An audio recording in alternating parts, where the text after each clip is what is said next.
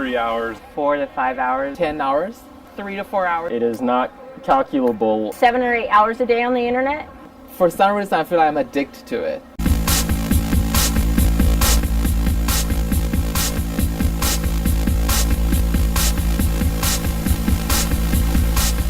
What has technology done, in a way, to our humanity?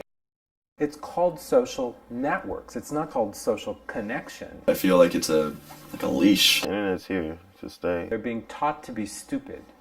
We don't want to hear people's voices anymore. I definitely feel that I'm tethered to it. We need to change the culture.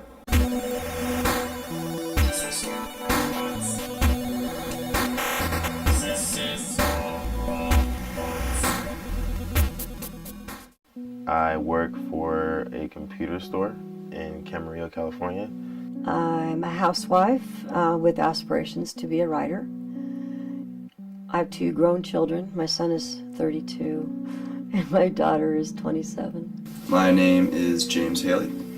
My experience with Facebook can be described as up and down. I believe I have at least four Facebook accounts. I have Gmail, personal Gmail, business Gmail, Ustream account, Twitter's.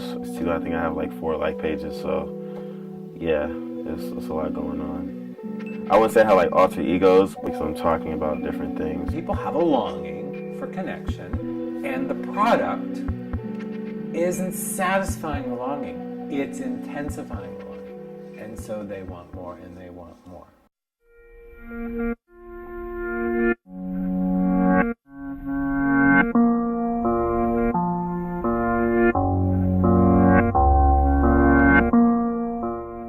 I spend a significant amount of time on Facebook. I mean, there's times that I come in, I think I'm going to spend 5 minutes just checking Facebook, and I get interested in reading articles. 2 or 3 hours pass. I got to a point where I felt like I was spending too much time thinking about it, so I took about a 3-week break.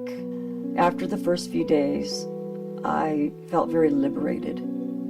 I did find myself sort of at loose ends, like I had to find things to do where Facebook had filled that space before, and I remember what was it that I did before Facebook. After they came up with the updates aspect of Facebook, and everyone was just talking about what they were doing in life, and I didn't like that. Everyone was either getting married, going to grad school, getting great jobs, moving, and I at the time felt like I was doing nothing, and I was getting completely jealous and diminishing myself, so I said, no more. I have not had my Facebook since October of 2010. It's a lot of pressure taken off me, and I can just focus on me, and it's been great. I spend a lot of time on the internet. If I'm up 24 hours, I'm on the internet at least 20, except for human interaction. Everything else is there. Face-to-face contact cannot be replaced. Human beings are so wired for connection with other human beings. The studies are breathtaking. They're actually staggering that very tightly correlate isolation or disengagement with disease, mental illness, depression, suicide, crime, low education levels, I mean even stuff like heart disease. And so it's really an epidemic.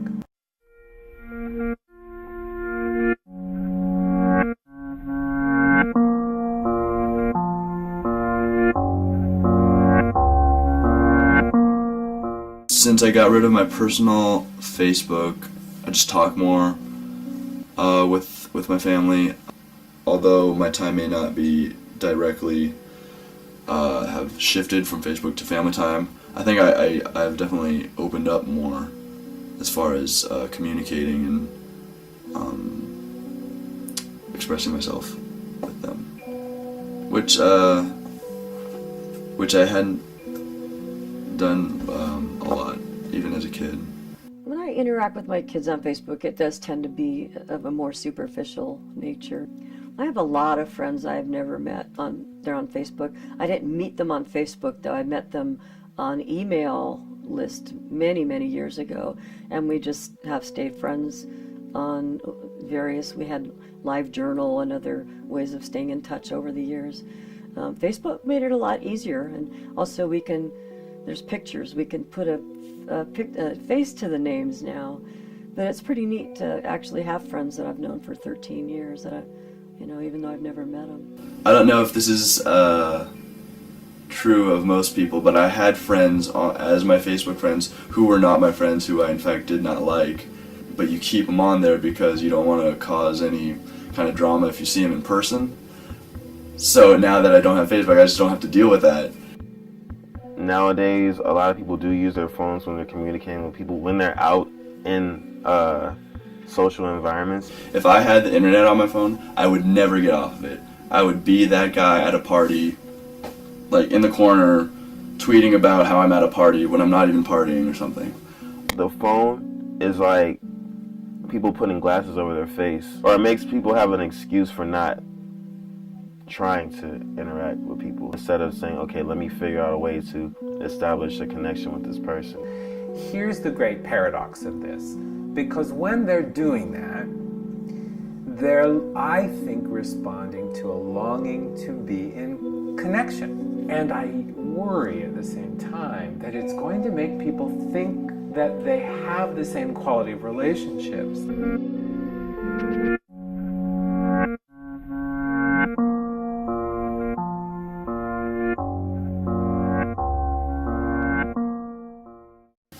I have been on online dating for about 4 months. Dating people you meet in bars or even through friends is really kind of awkward for me, and because you don't really know what their intentions are or what they're looking for. I know what I want. I want a relationship. People see that, and if they're also looking for the same thing, then we'll talk and try and see if anything goes from there. But it's fun. It's a little stressful. I've been working with GNC Computer Outlet for a long time. I have seen a big transition. You're dealing with phones that have more power than, let's say, 50, 60 computers of the 80s, And the computers in the 80s helped make the spaceships fly. As technology gets more advanced, it multiplies in its advancement. When do we say, we should be concerned about how it's going to impact our lives? If you smoke 3 packs of cigarettes a day and you're wanting to do something to extend your life, it will be statistically more probable that you will extend your life by an additional 20% if you join a club that simply meets once a month, with all the studies that correlate diet and behavior and substance consumption with actual physical disease. We're not just talking about, I feel blue. That link, more than anything else, community engagement with well-being and health. And it is not on anybody's list of priorities in healthcare, and I have found it's not so much on anybody's list of priorities in social services either. People are so dependent upon these devices that they forgot what it was like to not have them. I think the first thing I do when I wake up is check my phone.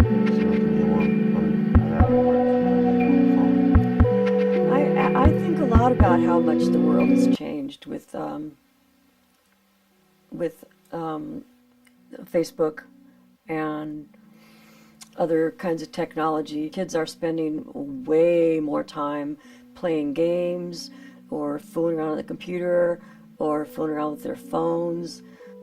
It just amuses me to see these kind of changes, and also kind of frightens me. We're so busy going and going that we don't really think about what's around us. I remember one time I looked up in the sky, I said, man, it's been a long time since I looked at the stars. Hook shot. Oh yeah. I've gone on a few online dates, met people online, gone on real, actual dates.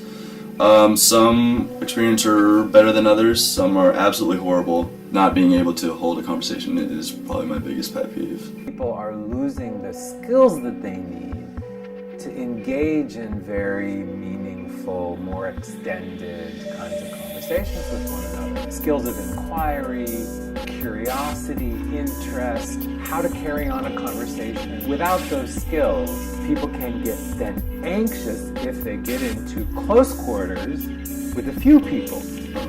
If I'm on a date though and they're on their phone, it's a big turn off for me. I'm not even getting to know you, you're worried about something else. I feel like you're not interested in me, so I won't waste your time.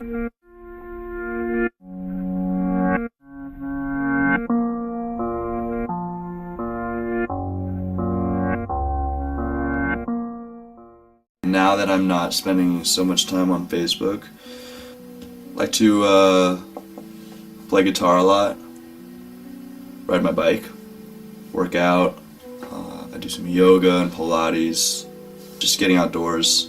When I was on Facebook, I was indoors a lot, and just getting some fresh air was really nice. And hang out with my friends in person. Play basketball too, and kind of re-emerge myself in all my old interests that got put away when I was spending all my time on Facebook. I don't think we can blame Facebook for creating social isolation, because I've seen it used to do the opposite. At the end of the day, it's personal choice, whether people realize it or not. What have we learned people actually need in order to be resilient to difficulty and continue to thrive, despite some difficult circumstances? And we try and create that, and what we have found is that most of what people need is something that could be generated by a different kind of culture. Not pills, not machines, different ways of engaging with each other. We need to have a really full, rich community experience so that when that one relationship goes under, and it will, we have 15 other really close people who will rally around us and hold us up. Let's experiment with creating counterculture. So what if we develop practices, even if they feel initially awkward and uncomfortable, like sticking your phone back in your pocket when you're standing in an elevator and turning and looking at the person no matter how nervous it makes you and saying, "Hi, I'm Mark. I don't know if I've seen you in this building before. Nice to meet you." And just see what it feels like to attempt to have that kind of a conversation. Many people who try that, by the way, once they get over their anxiety, have a rise in all kinds of neurochemicals that point to an experience of wellness. Everything is a give and take, Some things you lose, some things you gain. You have to kind of evaluate, what are the overall benefits. A lot of things have changed.